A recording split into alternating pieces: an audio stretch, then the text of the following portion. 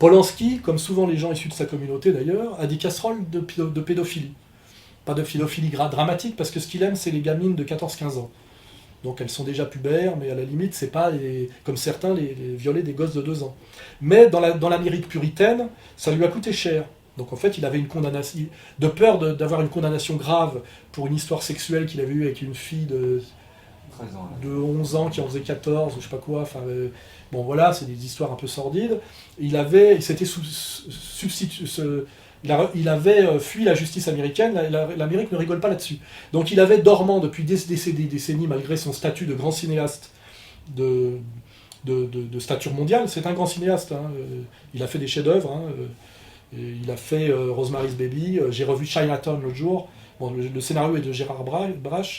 Ouais, Gérard Braque, c'est du chef-d'œuvre de cinéma, c'est du grand cinéma, hein. Donc moi, c'est pas parce que le mec, à un seul coup, est critiquable sur un certain secteur que je vais nier son talent, voilà. Bon, Polanski est un très grand cinéaste qui avait des casseroles on va dire, de viol sur mineurs, hein, voilà, pas pédophilie, on va dire viol sur mineurs, mais ça dormait depuis des années. Et à un moment donné, c'est réactivé. Et il se retrouve des années après sur la sellette. Alors qu'est-ce qui s'est passé entre-temps, ça je l'avais remarqué, il fait un film qui est passé assez inaperçu, qui est un très bon film, qui s'appelle The Ghostwriter. Le sujet de ce film, c'est de dire en gros, c'est très explicite, hein, que Tony Blair, l'ancien président d'Angleterre, a été toute sa vie un agent américain, et qu'en fait il a travaillé pour les intérêts de l'Empire américain et pas pour les intérêts anglais. Il fait ce film, qui est un film subversif, critique. Derrière, boum, il se chope, réactivation de sa condamnation pour viol.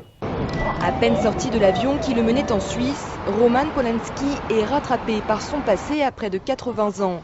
Il s'est fait arrêter pour une affaire qui remonte à 1977. Alors justement, est-ce que cette arrestation de Roman Polanski est le fruit du hasard ou au contraire, est-ce que la traque a été préméditée ? Non, c'est le résultat d'une stratégie très très élaborée de la part du procureur de Los Angeles. Son nom va devenir sans doute célèbre, il s'appelle Steve Cooley, il est à la tête de 1000 fonctionnaires, c'est le procureur le plus puissant des États-Unis. Il se prend dans la gueule la réactivation finalement de son dossier de viol parce qu'il fait The Ghostwriter. La communauté organisée le sauve par tous les moyens. Là, on a la solidarité tribale dont je parlais tout à l'heure, qui peut être négative contre le goyim insoumis avec Tim Seat ou les excitations injustifiées de Todd, injustifiées par le concept, ou les solidarités injustifiées par le concept de Todd. Puis aussi, il faut sauver le soldat Polanski. Et d'un seul coup, on a les BHL, les machins qui disent de toute façon, un génie juif mérite d'être traité comme un génie. Roman Polanski est un enchanteur qui a enchanté des générations entières. C'est un peu sinistre, cette histoire, franchement, hein. Un homme d'un tel talent, reconnu dans le monde entier. Révolté, indigné, scandalisé, et je le dis, il ne faut pas laisser faire. Roman Polanski ne doit pas repartir aux États-Unis. Nous devons le protéger. Souvenons-nous quand même de ce qu'il a vécu.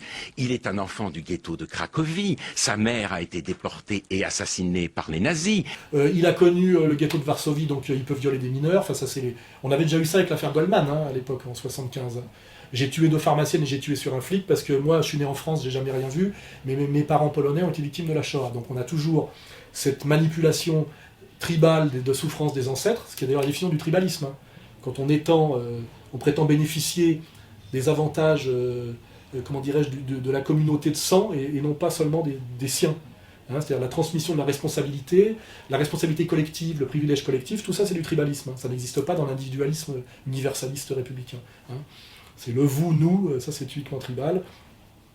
Transmission héréditaire de la valeur, transmission héréditaire de la responsabilité, co-responsabilité au niveau de la fratrie des responsabilités, tout ça c'est du tribalisme, hein. Je tue ton cousin parce que toi tu m'as fait quelque chose, ça n'existe pas dans l'individualisme, mais ça existe dans le tribalisme, et on voit bien que ces gens-là sont tribaux chaque fois qu'il faut réagir de manière émotionnelle, hein, dans la désignation haineuse ou dans la solidarité.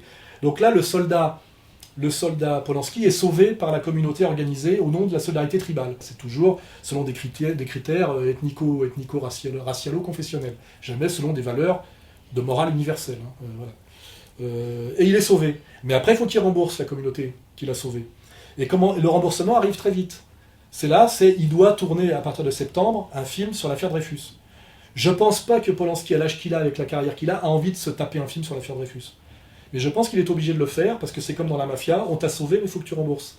Et tu vas nous faire un beau film sur l'affaire Dreyfus, Polanski, qui sera nommé évidemment aux Césars, aux Oscars, etc., peut-être qu'il y aura des prix, parce qu'en ce moment, il y a une insoumission qui monte en France, qui est la réaction normale à une domination communautaire de plus en plus pesante et illégitime selon les critères républicains laïques bien sentis, dont les marqueurs sont l'affaire Dieudonné, Alain Soral, etc. Et il faut faire quelque chose pour réactiver la culpabilité et la soumission du goïm par la culpabilité, en mettant en avant les grandes figures qui empêchent de comprendre la situation actuelle, en faisant référence à des situations d'hier. Donc c'est la Shoah, mais la Shoah, on est déjà à 100%, 3 émissions par semaine, donc là ça chauffe, on ne peut pas donner plus de doses de médicaments, c'est tuer le patient à un moment donné. Donc on est là, la posologie, et on va dire on est au maximum. Donc là, on va nous faire faire un film sur l'affaire Dreyfus par Polanski, où ça sera bien, vous voyez, la critique de la domination communautaire est toujours une stigmatisation, un préjugé sur des critères raciaux. Voilà, l'affaire Dreyfus, qui était déjà à l'époque une manipulation d'un cas sans intérêt, pour disqualifier l'armée où s'était réfugiée l'aristocratie française, et rendre incritiquable la communauté dominante, qu'il était déjà largement à l'époque, à travers un espèce de BHL de l'époque qui voulait se faire mousser le gros doudou, qui était Zola, avec son J'accuse, hein, c'est du BHL avant l'heure, et puis derrière un journal déjà dans la main de qui on sait pas ou de qui on sait, qui était l'Aurore, je crois, avec derrière Clémenceau, c'est-à-dire le couplage de l'intellectuel et de l'homme politique, avec derrière la manipulation de l'opinion publique par les médias. C'est le premier cas de figure de logique de domination par tout ce système qu'on appelle démocratique, que j'ai démontré dans mon bouquin, parce que j'appelle la démocratie de marché et d'opinion. L'argent qui manipule l'opinion par les médias de masse, avec les figures qu'on manipule, c'est l'homme politique stipendié et l'intellectuel. C'est d'ailleurs des catégories qui émergent au moment de l'affaire Dreyfus, et qu'ils ont mis en place et validées par l'affaire Dreyfus. Et comme je le dis, pour des dialogues, des discussions que j'ai eues à savoir si Dreyfus était coupable ou innocent, il était normal de le soupçonner, puisqu'il était franco-alsacien, juif, et son frère avait opté, je crois, pour la nationalité allemande. Il était du cabinet où il y avait eu les fuites, et il avait des dettes de jeu et des maîtresses. Donc il était parfaitement logique de le soupçonner, et en plus, quand on lui a demandé de faire l'épreuve de graphologie pour vérifier si c'était lui, il a argué de douleur aux mains ou de froid pour ne pas se soumettre au test. Donc il était totalement normal dans un premier temps de le soupçonner. Après, moi je le dis, il était forcément innocent, parce que s'il avait été coupable, il n'y aurait pas eu d'affaire Dreyfus. C'est-à-dire la communauté n'aurait pas misé sur lui pour culpabiliser à mort l'antisémite. Voilà. Et je dis, s'il avait été juif et coupable, on n'aurait jamais entendu parler, parce que des espions juifs double nationaux qui travaillent pour l'Allemagne, il y en a eu forcément dans ce contexte de tension entre 70 et 14-18, c'est une évidence. Hein. Et donc s'il avait été juif et coupable, on n'en aurait jamais entendu parler. Et s'il avait été innocent mais breton, on n'en aurait jamais entendu parler non plus. Il fallait qu'il soit innocent et juif pour que la communauté organisée monte toute cette mayonnaise qui a profité à Clémenceau, à Zola, qui a sans doute été d'ailleurs assassiné après à cause de ça, et qui nuisait à un des derniers bastons de résistance de cette communauté qui tendait à prendre de plus en plus de pouvoir en France, qui était l'armée où s'était réfugiée l'aristocratie française. Hein, voilà. Donc c'est ça la vraie explication. Donc l'affaire Dreyfus expliquée comme ça est très intéressante, mais n'a rien à voir avec le catéchisme que va nous faire subir à son corps défendant, en faisant un très mauvais film de propagande, ce pauvre Polanski, à qui la mafia qui l'a sauvé lui demande effectivement de rembourser pour son sauvetage tribal.